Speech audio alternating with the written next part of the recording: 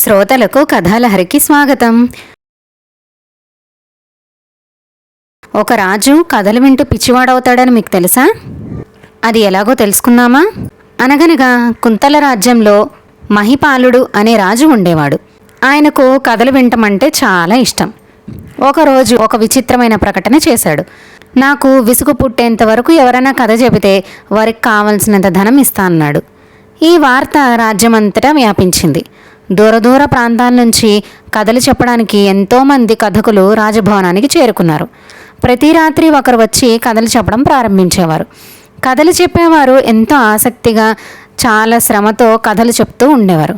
కానీ ఆశ్చర్యం, రాజుకి ఏమాత్రం ఎలాంటి విసుగు కలగలేదు. ఆయన అదే ఉత్సాహంతో వినేవాడు.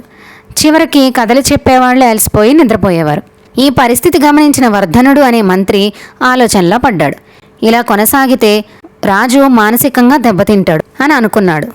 మరుసటి రోజు ఆయన రాజును కలుసుకుని ఇలా అన్నాడు: మహారాజా, నేను మీకు ఒక కథ చెబుతాను, కానీ ఒక షరతు. నా కథ వల్ల మీకు నిజంగా విసుగు పుడితే ఇక మీదట మీరు కథలు వినడం తగ్గించాలి. ఆ మాటకు రాజు అంగీకరించాడు. మంత్రి కథను ప్రారంభించాడు. ఒక రైతు తన పొలంలో పండించిన ధాన్యాన్ని గుడిసెలో దాచిపెట్టాడు. ఒక పక్షి వచ్చి కొంచెం ధాన్యం తీసుకుని ఎగిరిపోయింది. రాజు చాలా ఆసక్తిగా వింటున్నాడు. తర్వాత ఏమైంది అని అడిగాడు. మంత్రి ప్రశాంతంగా, రెండో పక్షి వచ్చింది, అది కూడా ధాన్యం తీసుకుని ఎగిరిపోయింది. కొద్దిసేపటికి మూడో పక్షి వచ్చింది, అది కూడా ధాన్యం తీసుకెళ్ళిపోయింది. నాలుగో పక్షి వచ్చింది, అది కూడా ధాన్యం తీసుకెళ్ళింది. ఇలా ఐదోది ఆరోది ప్రతిసారి అదే చెప్తున్నాడు. రాజు క్రమంగా విసిగిపోయాడు. చివరికి, ఇంక ముందుకు వెళ్ళదా, ఇదే మాట మళ్ళీ మళ్ళీ చెప్తున్నావేంటి అని అన్నాడు. మంత్రి నవ్వుతూ, మహారాజా, ఇంకా చాలా పక్షులున్నాయి, అవన్నీ ధాన్యం తీసుకెళ్ళాలి కదా, కాస్త సమయం పడుతుంది, ఓపిగ్గా వినండి అన్నాడు.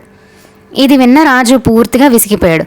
చాలు, ఇక్కడితో ఆపేసి, మిగతా కథ రేపు చెప్పొచ్చు, నాకు ఇప్పుడు నిద్ర వస్తోంది అని చెప్పి కొద్దిసేపటికి నిద్రలోకి జారుకున్నాడు.